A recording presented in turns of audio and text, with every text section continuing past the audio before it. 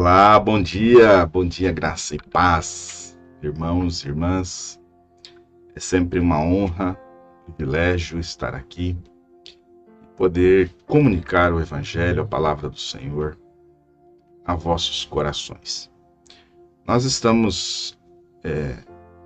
tivemos aí uma jornada de 40 dias, pelo livro de Gênesis, e optamos por dar uma continuidade, um conteúdo extra, aí, um enfoque maior na vida de José. Esse personagem que, através da vida dele, a história de Israel foi mudada, teve um trajeto alterado, Teve que ir ao Egito, ficar ali 400 anos e depois serem levados à Terra Prometida através do profeta Moisés. Mas o certo é que, após José ser vendido, nós paramos ontem nessa parte aí da ascensão de José. Após anos de separação, José havia sido vendido, havia se tornado escravo em casa de Potifar, depois acusado falsamente pela mulher de Potifar, é jogado no calabouço. De lá, ele interpreta sonhos de seus dois colegas de prisão. E, passado algum tempo, ele é exaltado à posição de governador do Egito, abaixo apenas do próprio faraó. E agora, depois de anos de separação, a condição da fome, da escassez na terra, faz com que os irmãos de José desçam ao Egito. E esse reencontro vai acontecer ali no Egito, quando seus irmãos vêm por busca de alimento por causa da fome. Porém, quando o reencontro acontece, eles não reconhecem José, que agora é governador do Egito.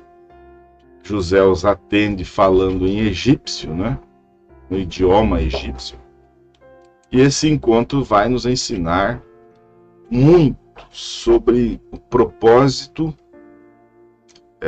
um propósito soberano, de Deus e a maneira como Ele trata as nossas feridas do passado.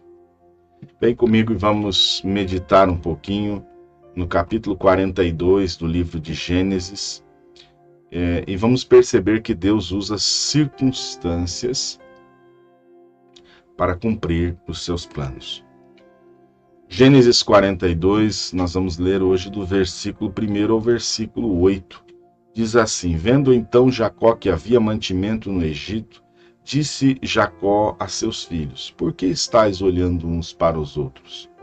Disse mais: Eis que tenho ouvido que há mantimentos no Egito. Descei para lá e comprai-nos dali para que vivamos e não morramos. Então desceram os 10 irmãos de José para comprarem trigo no Egito.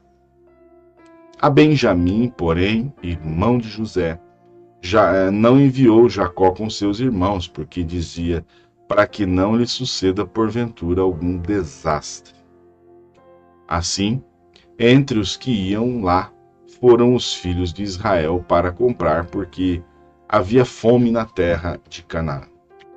José, pois, era governador daquela terra. Ele vendia a todo o povo da terra, e os irmãos de José chegaram e inclinaram-se a ele com o rosto em terra. E José, vendo os seus irmãos, conheceu-os. Porém mostrou-se estranho para com eles, e falou-lhes asperamente, e disse-lhes: De onde vindes? E eles disseram: Da terra de Canaã, para comprarmos mantimento. José, pois, conheceu os seus irmãos, mas eles não o conheceram. Amados, os planos de Deus sempre sempre se cumprirão. Isso é uma premissa que nós precisamos entender. Você vai notar que muitos anos antes desse episódio, José sonhou. Ele sonhou que seus irmãos se curvariam diante dele. A gente aprende uma grande lição com isso. O plano de Deus pode levar tempo, mas ele sempre vai se realizar. Não importa o tempo que passe, vai se realizar. Lembramos aqui de Abraão, né? Pai na fé. Deus faz uma promessa, uma grande descendência. E mesmo depois de tanto tempo, esperando pela promessa, a promessa se cumpre. Então, Deus pode usar até a adversidade para cumprir o seu propósito. Veja que cena, né? Uma fome mundial vai forçar os irmãos de José a descerem ao Egito, sem saber, sem ter ideia que eles estavam indo justamente ao encontro de José. E Deus muitas vezes vai usar dificuldades para nos levar aonde Ele quer. Ele aproveita as circunstâncias para nos fazer chegar aonde precisamos. Temos um grande exemplo, né, nas Escrituras, que é o próprio Jó, que passou por tantas angústias e sofrimentos.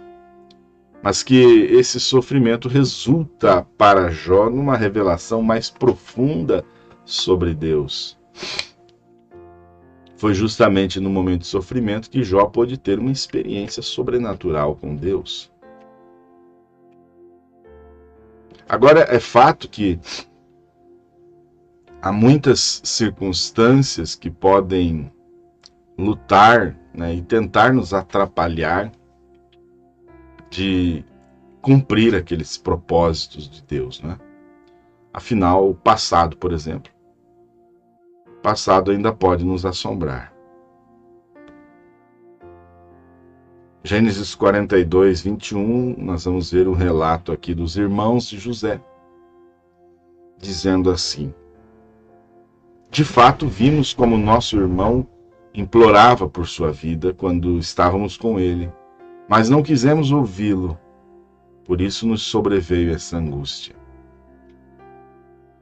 Amados, o pecado não confessado gera culpa e medo. Os irmãos de José ainda estavam carregando uma culpa no coração por ter vendido José como escravo. Mesmo anos depois, eles ainda estavam lembrando do sofrimento de José. Pecado não tratado gera culpa e atrapalha o processo de Deus. Davi sofreu até por esconder seu pecado, até poder confessá-lo diante de Deus. E quando você confessa e deixa o pecado, você alcança a misericórdia. Deus nos dá inúmeras oportunidades de arrependimento e o encontro com José foi uma chance para os irmãos confrontarem o seu passado. Olha, há um padrão dentro da Bíblia, é que Deus quer que a gente lide com os nossos erros para que Ele possa nos restaurar. Ele não quer que deixemos aquilo de lado, escondido, não. Ele quer que nós lidemos com o problema a fim de buscar restauração.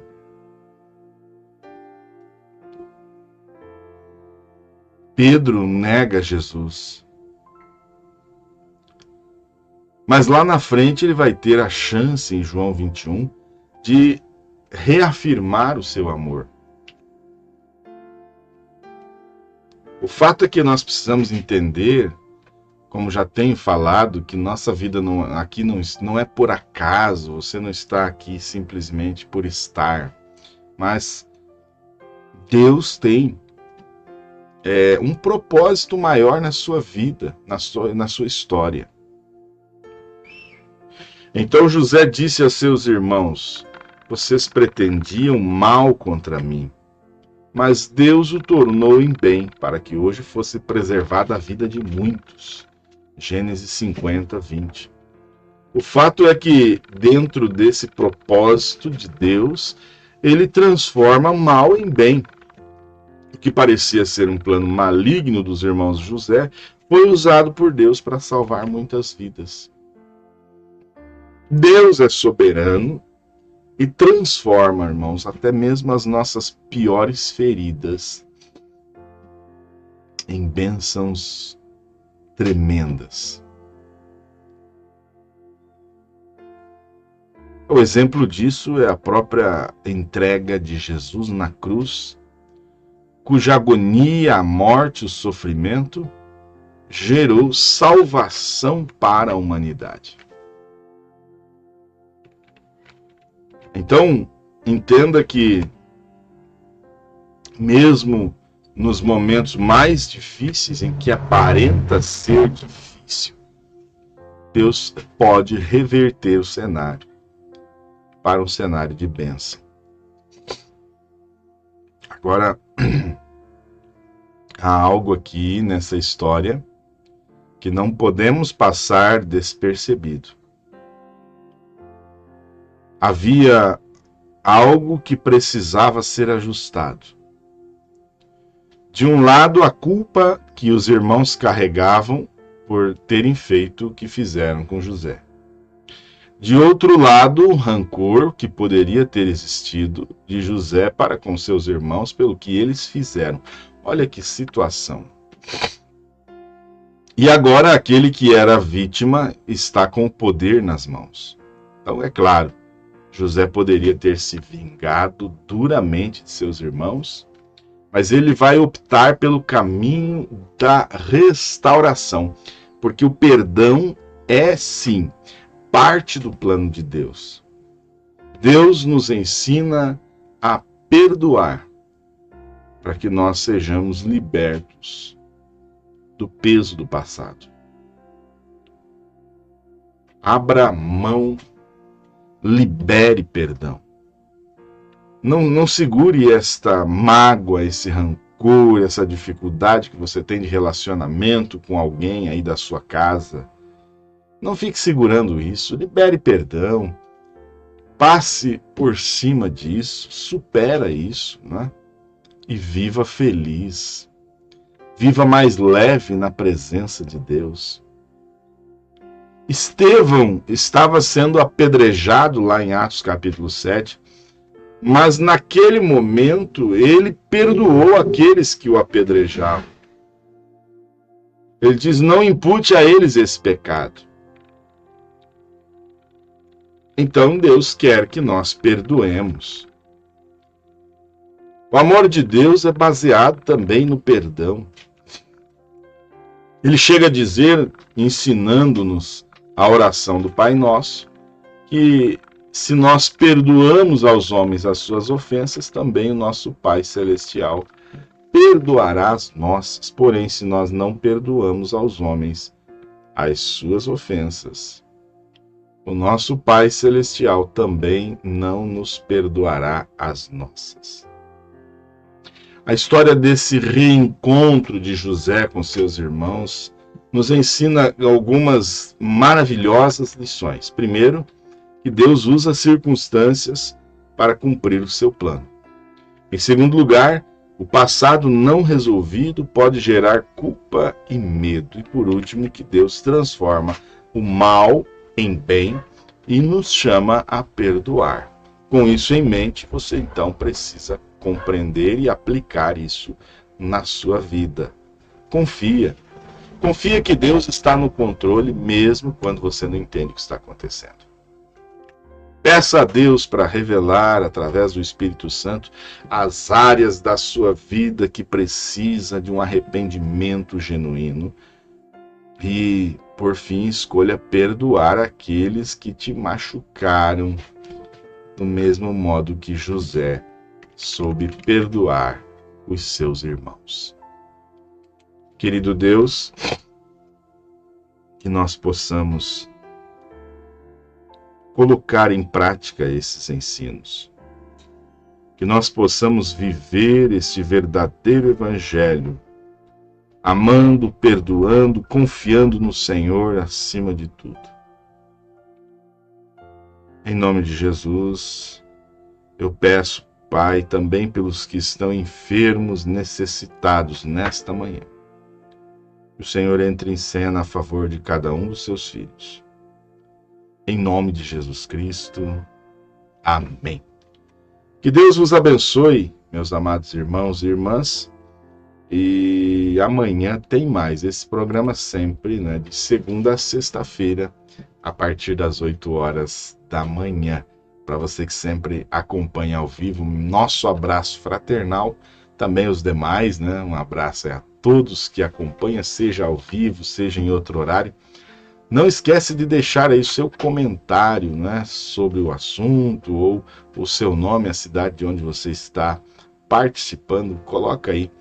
Se você lembrou de alguma escritura que correlata ao assunto, que fala, né, algo relacionado ao tema, põe aí nos comentários também, participa, porque isso tudo, esse engajamento faz com que o YouTube entenda que o conteúdo aqui é relevante, e aí o próprio YouTube começa a divulgar para outros, né, esse conteúdo. Não esquece de se inscrever no canal se você ainda não é inscrito, e deixa aí o seu like também, né? Deus te abençoe e até amanhã, o Senhor permitindo aqui novamente. Até lá.